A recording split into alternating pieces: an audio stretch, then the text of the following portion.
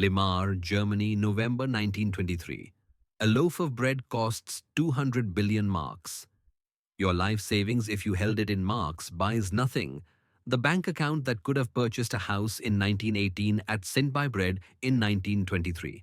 5 years. That's how long it took for a stable currency to become worthless paper. But some people survived, some people even thrived. Not by predicting the collapse, by following principles that work in every collapse, regardless of the cause, the country, or the century. Argentina, 2001. The peso is frozen. Banks close, you can't access your deposits. The government confiscates dollar accounts and converts them to pesos at a rigged exchange rate. You lose 66% of your savings overnight. But some people survived. They followed the same principles people followed in Weimar, in Rome, in every collapse.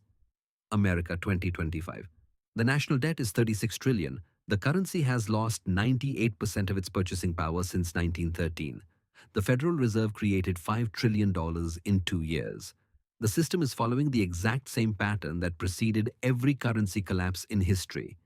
And when the collapse comes, whether in 5 years or 15 years, the same principles will determine who survives and who loses everything. Here are the 5 financial principles that have survived every collapse in recorded history, why they work when everything else fails, the specific historical examples proving each principle, and how to apply them right now before the window closes. Understanding this isn't about getting rich, it's about not losing everything. Because in every collapse, most people lose everything. Not because they were stupid, because they followed tactics that work in normal times, but fail catastrophically in crisis. These 5 principles worked in Rome. They worked in Weimar. They'll work in America. Before I show you the 5 principles, you need to understand why principles matter more than tactics. A tactic is specific advice: buy gold, sell stocks. These might work, they might not. It depends on timing, on the specific collapse, on 1,000 variables. A principle is a fundamental truth that works regardless. Principles worked in Rome when gold was money. They worked in Weimar when paper was money. They'll work in America. Whether the collapse is hyperinflation, deflation, or currency reset, most financial advice is tactical. Buy this stock, put 60% in stocks, 40% in bonds. These tactics assume the system continues functioning. They assume banks remain solvent, governments honor contracts, property rights are enforced. In a collapse, all those assumptions break, but the principles remain. Principle 1. Hard assets survive, paper burns. When currency collapses, when governments default, when the financial system breaks, physical assets retain value because they're real. Paper assets, anything that's a claim on something else, go to zero because the claim becomes unenforceable. Weimar Germany, 1918 to 1923. If you held 100,000 marks in a bank account, in 1918 you were wealthy. By 1923, that 100,000 marks couldn't buy a loaf of bread. The currency inflated into worthlessness. Paper wealth vaporized. But people who owned hard assets, land, buildings, factories, survived. A farm in 1918 was a farm in 1923. It grew the same food. It had the same value in real terms. The mark price went from 100,000 to 100 trillion, but the farm itself didn't change. Zimbabwe 2000s, hyperinflation reached 79.6 billion% per month in 2008. If you held savings in Zimbabwean dollars, they became worthless. But people who owned farmland, livestock, equipment preserved wealth. Argentina, 2001 and 2002. The government froze bank accounts, then forcibly converted dollar deposits to pesos at 1.4 to 1. The peso then fell to 4 to 1. Same principle across 3 collapses. Hard assets survive, paper burns. In America 2025, most wealth is held in paper assets, stocks, bonds, retirement accounts, bank deposits.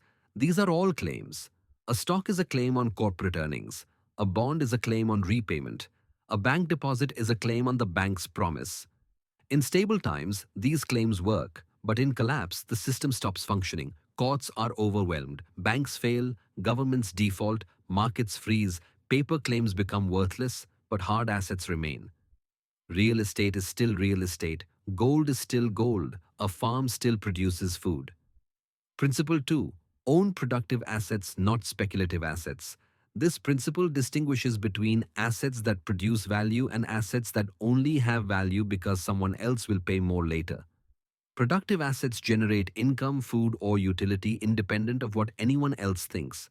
Speculative assets only have value if you can sell them. In the Great Depression 1929-1933, the stock market collapsed 89%. If you owned stocks for speculation, you lost almost everything. But if you owned productive assets directly, a farm, rental property, a business, you received the production. A farm produced food you could eat or sell. Rental property provided housing people needed. Productive assets generate value independent of market price. Venezuela 2010s. The stock market went up 100,000% in bolivars. Sounds good until you realize the bolivar lost 99.9% of its value. But people who owned productive assets, farms, bakeries, transportation, thrived relatively. A bakery produced bread. People desperately needed bread. The bakery created value. Contrast this with Venezuelan government bonds. They only had value if the government honored them. The government defaulted, the bonds went to zero. In America 2025, most assets are speculative. The S&P 500 is valuable because people believe it will go up. Bitcoin produces nothing, it's valuable because people believe others will pay more later. Most real estate is speculative, bought to flip or appreciate. Productive assets are different.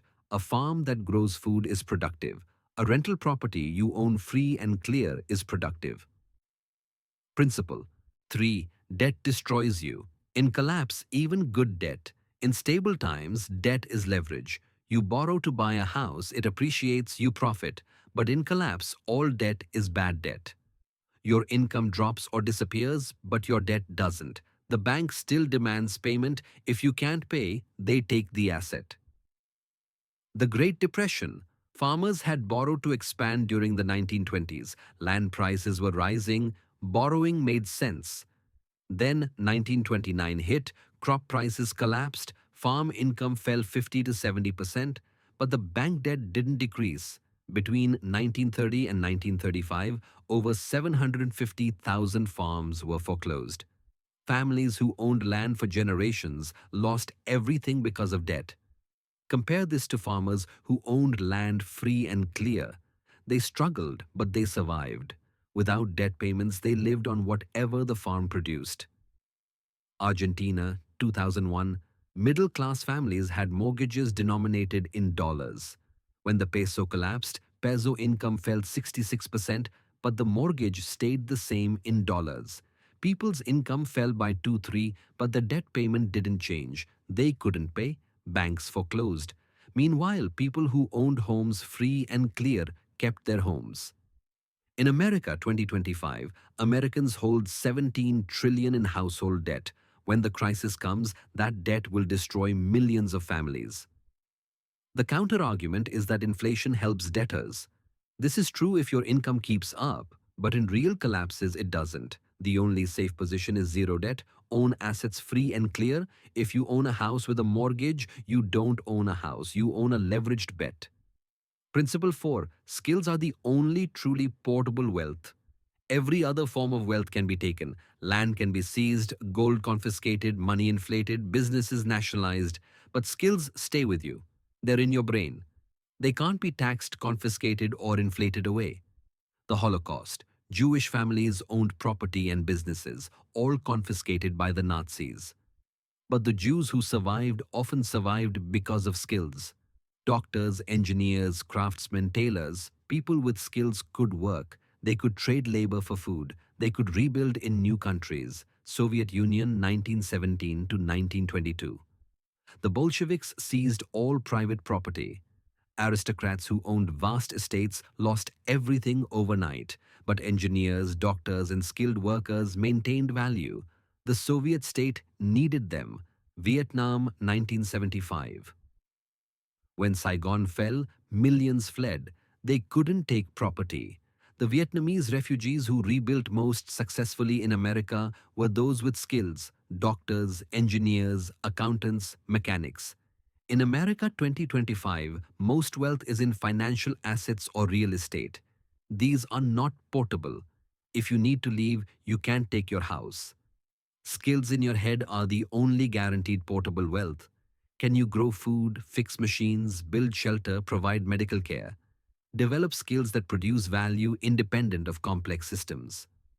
Principle 5. Local trust networks outlast all institutions. When systems collapse, institutions fail, banks close, and governments lose authority, but local networks of trusted relationships survive. The Soviet Union collapsed in 1991. The government dissolved, currency became worthless, and grocery stores were empty. Russians survived through local networks. Families shared resources, neighbors traded. The people who survived best weren't the wealthiest. They were people embedded in strong local networks. The isolated individual with money in the bank starved. Lebanon 2019 to present.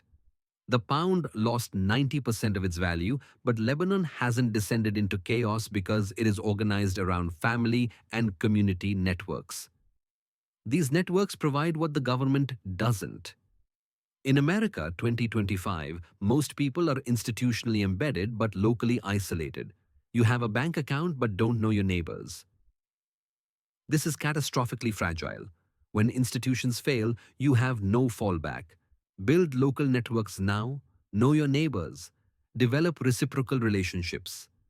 These are the 5 principles. Hard assets survive, own productive assets, not speculative. Debt destroys. Skills are portable wealth. Local networks outlast institutions. Notice what's not on this list, which specific stocks to buy, or whether gold or silver is better. These are tactics. The principles work regardless. They don't require perfect timing. You don't need to know exactly when the collapse comes. You position according to principles that survive. The mistake most people make is waiting for certainty, but collapses don't announce themselves. By the time it's obvious, it's too late. The genius of following principles is they don't require prediction. These 5 principles are ancient. They survive 3,000 years because they're true in every economic system. The principles don't change because human nature doesn't change and mathematics don't change. When debt exceeds the ability to pay, collapse follows. When currency is debased, paper wealth evaporates. Position according to these principles now and you survive what's coming. Ignore them and follow tactics and you're gambling that you can time the collapse perfectly. That's a bet most people lose.